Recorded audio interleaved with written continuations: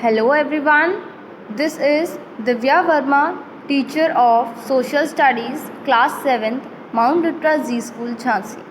Students, in this video lecture, we are going to talk about the chapter number 3 of Social Studies Geography, that is Our Changing Earth. Here, first of all, we will be seeing what are plate tectonics and what is the history of plate tectonics. So, as the lithosphere or the earth crust is broken into several major or minor plates, according to the theory of plate tectonics, these plates are moving constantly. The scientific theory about the movement of plates is called the theory of plate tectonics. Understood? So, the tectonic plates are floating on the molten mantle, जिसे हम asthenosphere भी कहते हैं. The heat generated inside the earth makes these plates move. So, the movement in these plate tectonics are of three types: convergent, divergent and transform. When the plates collide each other, it forms convergent movement. When they move away from each other, it forms divergent movement. When it rubs with each other, it forms transform movement. So these are the three types of movement of plate tectonics or these lithospheric plates. Understood? Okay. Now we will see here two types of forces. Here they are endogenic forces and exogenic forces. So endogenic forces like earthquake and volcanic eruption leads to the changes on the surface of the earth. Means the endogenic forces are caused due to the movement of the tectonic plates inside the earth. So the thing which happens inside the earth comes under endogenic forces, and the things which makes the changes occur on the surface of the earth are called exogenic forces. So, first of all, here we will be talking about the examples of endogenic forces. So, there are some examples of endogenic forces which are faulting, folding, earthquake, volcano, etc. So, let's see here what is folding. So, a part of the earth crust gets folded when two tectonic plates collide with each other as they move horizontally. Due to the impact of the collision, the layers of the rocks get and it leads to the formation of fold mountains. The upfold part of ridges are known as anticline, while the downfolded part or the valleys are known as syncline. Okay, and there are two types of folded mountains: old fold mountains and new fold mountains. Okay, means the old fold mountains are characterized by rounded peaks and gentle slopes, whereas new fold mountains are characterized by pointed peaks and steep valleys. Now let's see what is faulting. So a fault is a fracture or series of fractures in earth's crust, or we can say along the margins of two plates the huge layers of rocks break or gets displaced when they are strained as these plates move away from each other, and the line where the two plates move in opposite direction is called the fault line. This movement causes tension or strain in the layers. As a result, the layers of the rocks break, creating crack in the earth's crust.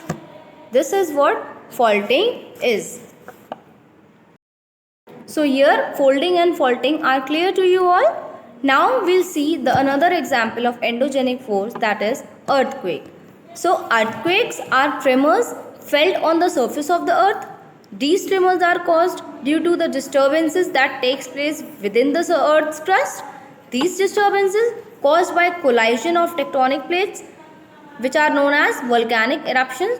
Now here the point inside the earth from where tremors originate is called the focus, while the point exactly above the focus on the surface of the earth is called epicenter of the earthquake.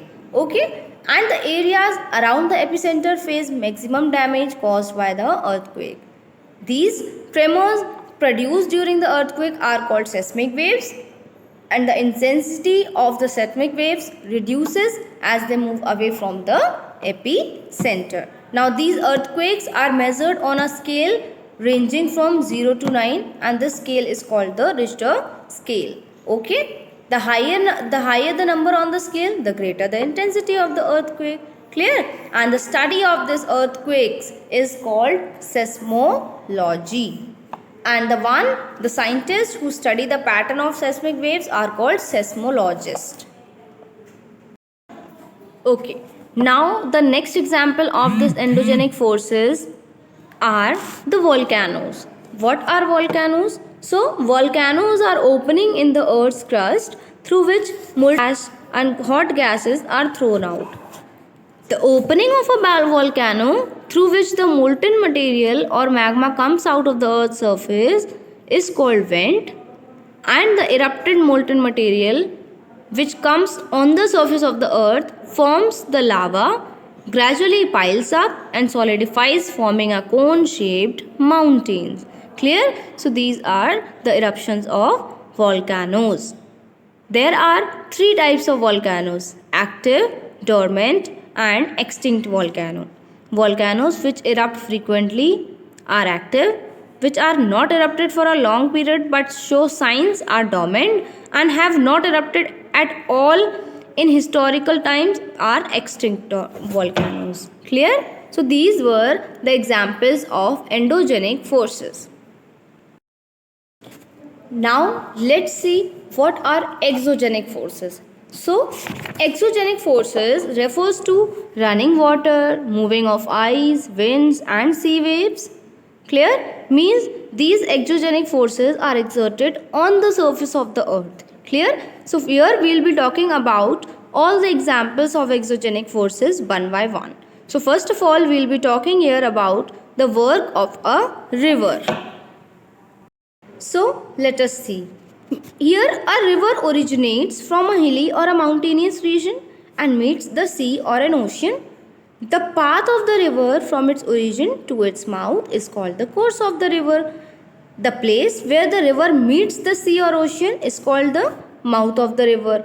Now, during its course or journey, a river performs following tasks like erosion, deposition, transportation, as well as the formation of several landforms depending on the volume of water, slope of land, materials carried by it, etc.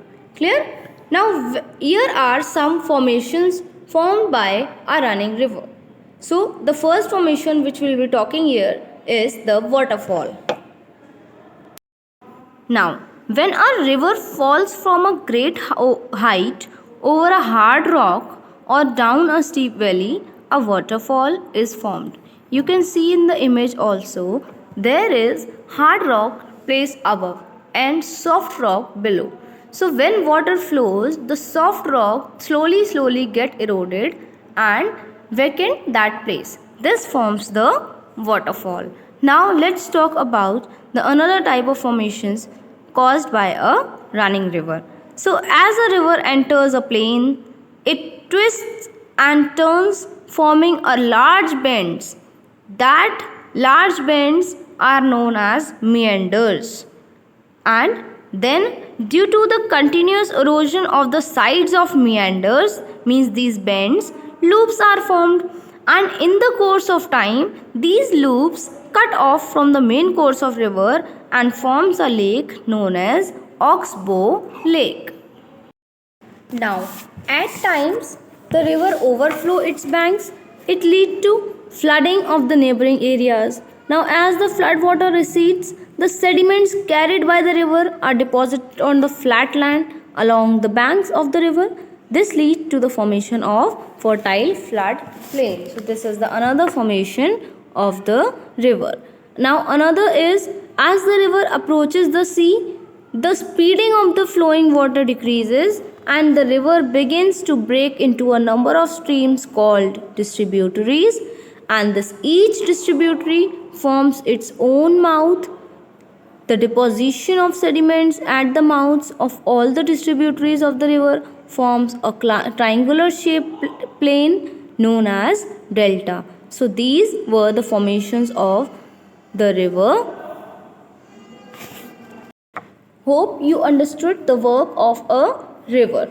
Okay. Now let's see another type of exogenic force, that is the work of sea waves. Now here what happens, let's see that. Here the work of sea waves. Now as the erosion and deposition done by the sea waves gives rise to coastal landforms, means these sea waves continuously strike at the rocks. As a result, cracks develop and becomes wider. Thus, hollow-like caves are formed on the rocks. They are called as sea waves. Now, as these cavities of the caves become bigger and bigger, only the roof of the cave remains, thus forming sea arc. You can see on the screen. Further, erosion breaks the roof and only walls are left. These walls are called as stacks. Clear? Then the steep rocky coast rising almost vertically above the sea water is called the sea cliff. Then the sea waves deposit sediments along the shores, forming beaches. So these are some formations in the work of sea waves. Now let's see the another example of exogenic forces. So it is work of ice, or we can say work of glaciers. So first of all, glaciers are rivers of ice which also erode the landscape by bulldozing the soil and stones to expose the solid rock below. Means as the ice melts, the eroded surface gets filled with water, thus creating a lake in the mountain. So this is one of the formation in the work of ice. Another thing, the materials such as rocks, sand and silt carried by the glacier get deposited, forming glacier moraines. So this is the work of ice. Okay, so now let's talk about the last example of exogenic forces, that is the work of wind. Now here, as an active agent of erosion and deposition in the desert is wind.